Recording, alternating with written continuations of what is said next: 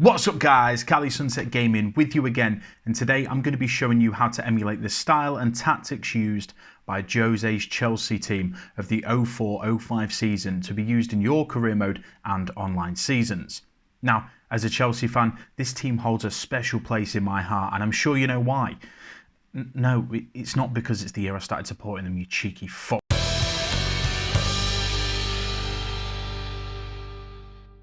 Let's kick off with a bit of history.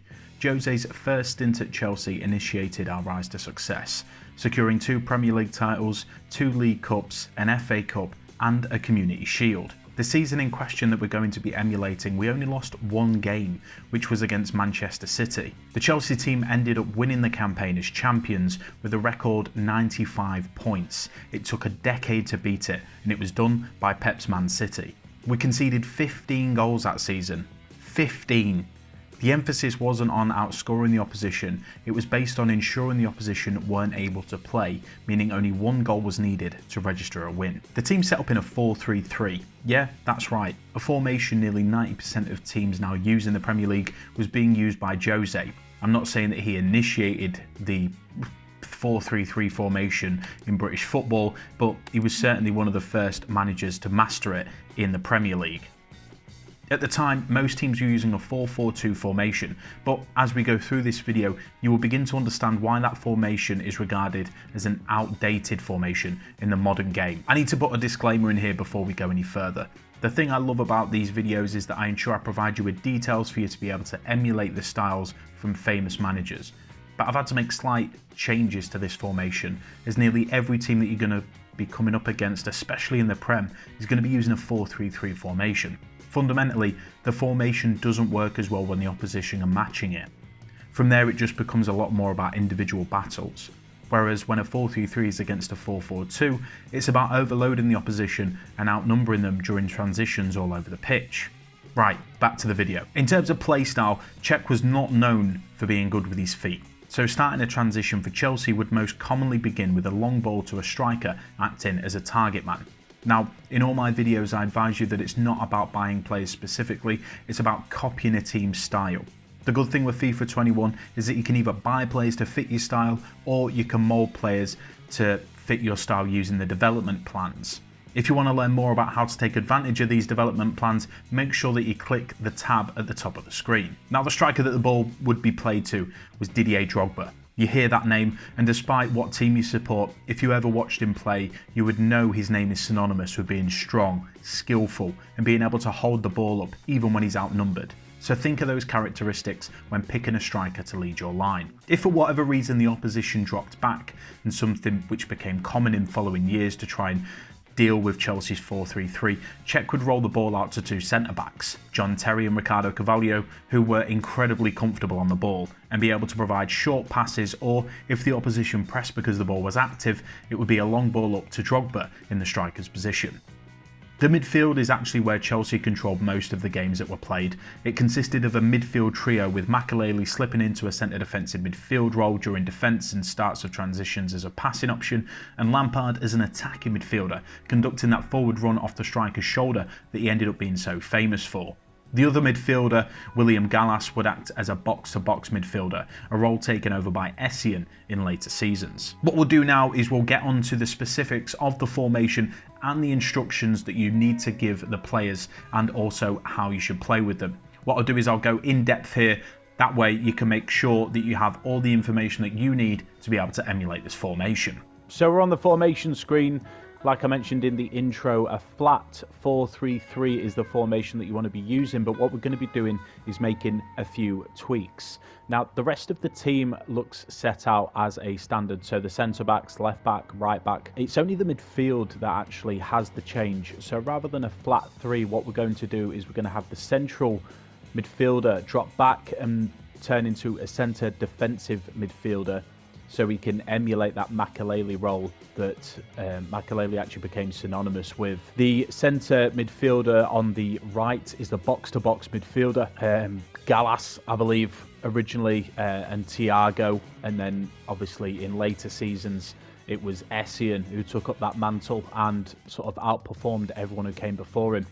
In the central attacking midfield role on the left, what you want to do is just shift that forward. You don't have to bring it central. You can just keep it in its position, just move it forward until that you get the option to change it into a central attacking midfield role, and that is embodying Frank Lampard's role in the Chelsea side. Apart from that, the formation doesn't really have that many changes. Just try and copy this as much as you can, and that's the best way to emulate it. Like I said, in the actual team lineup, what you probably would have seen is a flat three in midfield, but obviously we know that that's not the case. Lampard had a attacking midfield role, and obviously Makelele slipping into that central defensive midfield role. The sort of system on FIFA isn't as in-depth, which is why I've made these changes. On top of that, like I mentioned in the intro, with a lot of the teams playing back then, it was 4-4-2, so it was easier to sort of have a flat midfield three and give the players each individual instructions.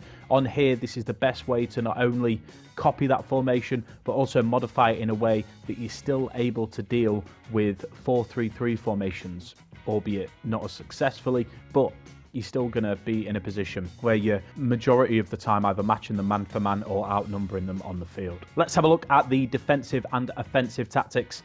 The defensive style that we're going to have is drop back. The reason that we're having it as drop back is just because Chelsea, when defending, were very good at maintaining the shape. Drop back is probably the only type of formation where players will do their best to stay in shape as much as possible. Obviously, the midfield three, even though they're sort of separated with a central defensive midfielder, a centre midfielder and a central attacking midfielder, you will notice that they all drop back into a straight line when defending. So drop back is the best one to do. You want it nice and compact, so we've got it at 4 for that. In terms of the depth as well, that's also set at 4. So nice and deep, nice and tight, making it very, very difficult for teams, if you're playing against a 4-4-2, 2 strikers, to try and break through those 7 players that have tracked back, the 3 from midfield and the 4 defenders. Now, another disclaimer that I've got to quickly put in there just before we move on to offensive tactics is that the Chelsea team had Ricardo Carvalho and John Terry as their centre-backs. I am not saying that you're going to go a full season without conceding a goal, because even Chelsea with Terry and Carvalho at the back conceded 15. That said, if you defend well enough and you're able to consistently stop the attacks, you're not going to concede as many with as many players at the back. This is the best way I can give you guys the most opportunity at sort of repelling those attacks. 7 people back should be more than enough for you to sort of quash any attack that's taking place.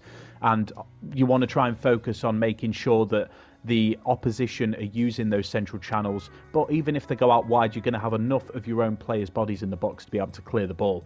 Like I said, not saying you're never going to concede, but this is the best way for us to ensure that you concede as little goals as possible. Now, moving on to offensive, we have the offensive as long ball.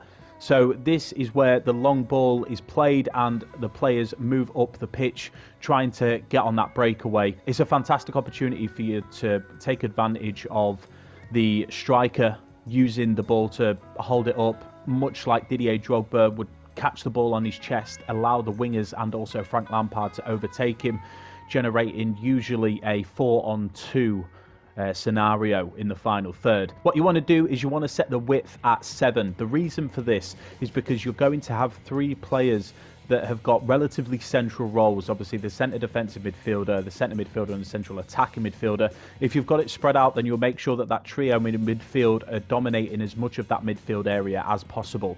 On top of that, you're going to make sure that the wingers are actually hugging the byline, and then you're going to have your striker, your lone striker, in a position where he's also going to be central, but he's going to have a lot of opportunities for passes, whether that be next to him, just running beyond him, or the players that are out wide. In terms of plays in the box, corners and free kicks, just like my other videos, guys, it's purely down to what you feel comfortable with. So let's get on to the instructions for the team. Mendy starting in goal, we've just got it as balanced for both saving on crosses and saving outside the box. The line's going to sit quite deep anyway, so you don't really need the keeper to be too aggressive, in all honesty. In terms of Rudiger and Silva, they're both staying back while attacking, and the interceptions are normal. Left back on balanced attack, the run type is overlap. I'll explain the reason for the overlap just as we get up the pitch. Like I said, balanced attack for the left back and right back, so this way we can ensure that they're not making too many forward runs and they're not overcommitting themselves, so that we can maintain shape when we're defending. The left back instructions are the exact same as the right back, so just copy those for the right back as well. Now moving on to the defensive midfielder instructions, we want his defensive behaviour on cut passing lanes, so I want to be able to make sure that that midfield does not get the opportunity to play as much as possible. What you want to be doing is trying to win the ball back, but at the same time making sure that once you do win the ball back, you've got that passing option to not only build possession but also create attacking opportunities. Like I said, if you are in a position where you're playing a 4-4-2 formation, you're going to find yourself outnumbering the opposition a lot, and cutting passing lanes is the best way to sort of snatch the ball off the attacking team when they're trying to get it up to their two strikers. Now the attacking support is just on balanced attack. You don't want it making too many forward runs, but at the same time it's always nice every so often to have your centre defensive midfielder just sort of like running up on the edge of the box, just in case that additional passing option is needed, so that you can try and get a shot off on goal. Interceptions on as normal, and the defensive position down as cover centre. So the centre midfielder, the player that you really want is the box-to-box midfielder, being involved in most of the transitions from defence to attack. His attacking support is down as balanced attack. Balanced attack will just ensure that he spends more time on his defensive duties, but at the same time, similar to the centre defensive midfield role, just slightly more aggressive in that sense. What he's going to be doing is getting forward that additional passing option when on the attack. Support on crosses down as default, the interceptions as default, and position freedom default. Defensive position, you want him to be covering the wing depending on which attacking wing the opposition's going down. The central attacking midfield role, Mason Mount in that position at the moment, but obviously most famously for Chelsea, Frank Lampard's position under Jose Mourinho. His defensive support is down as basic, so you don't want him tracking back too much. Mainly want him staying in that central and final third aspect of the pitch, just to make sure that he's always there, available for that opportunity to get in on goal and hopefully emulate Lampard in getting a lot of goals from midfield. Support on crosses are down as balanced, running into the penalty area and staying on the edge of the box in crossing situations, purely dependent on the transition that's taking place. Position freedom down as stick to position. You want to try and make sure that he's staying as central as possible, not phasing out wide too much, and normal interceptions as well. Moving on to the left wing and right wing. These guys have got the same instructions, so I'll quickly go through one of them and then you can just copy that over to the right wing as well. Defensive support down as comeback on defence. This is going to allow you for the opportunity to have that additional man in defence, but mainly it's going to allow you to be able to sort of snatch the ball in midfield, possibly create opportunities for counter-attacks. The chance creation is cut inside, so previously we were talking about the left back and right back with the overlapping run. What we're doing is we're allowing the wingers to cut inside, create more short passing opportunities, but also have those wide players, left back and right back, coming in to feed crosses to the strikers and also the wingers that have cut inside. The support runs in as get in behind. I'll explain that when we get to the striker, the reason why that's needed, and normal interceptions with balanced crossing runs. The striker, now instructions to try and emulate Didier Drogba, possibly one of the greatest strikers to grace the Premier League, in my personal opinion. The support runs as stay central. You want him staying central as much as possible. There's going to be a lot of bodies out wide in attacking transitions from the left back, right back, and then obviously the wingers cutting inside. So you want to make sure that your striker's staying as central as possible. It's going to give you a lot of opportunities to use the central attacking midfielder and the central midfielder to try and overload the two centre-backs if you're playing a back four. So it should give you opportunities to sometimes actually go through the middle and not just feed crosses in all the time. His attacking runs down as target man. Now, this sort of feeds into the left wing and right wing players cutting inside. The target man instruction basically gets the striker to ask for the ball to his feet so he can allow players to run beyond him. Not only that, from the long goal kicks that the goalkeeper is going to be doing to emulate Czech style, it's going to allow him to back into players, get the ball down, and straight away you're in a position where you're in the final third of the pitch, and with the overlapping runs from the wingers and the central attacking midfielder, you've got the opportunity to overload the defence. His interceptions down as normal and basic defensive support too. So that is the specifics on the formation and the instructions for Jose Mourinho's 04-05 side. If you did enjoy this content, make sure that you smash a like on it and hit that subscription button. I appreciate your guys' support, and if you want an update every time I release a brand new video, make sure that you hit that notification bell. I'm honestly so grateful for all the feedback that I've got on the videos that I've done, and also my career mode videos as well. So if you do enjoy career mode videos, make sure that you go onto my channel and check those out. If there's any other managers that you guys want me to analyze and give you the information to be able to emulate their style on FIFA, make sure you hit me up in the comment section below. You guys have been awesome. Thank you for checking the content out. I appreciate your support, and I will see you next time on Cali Sunset Gaming.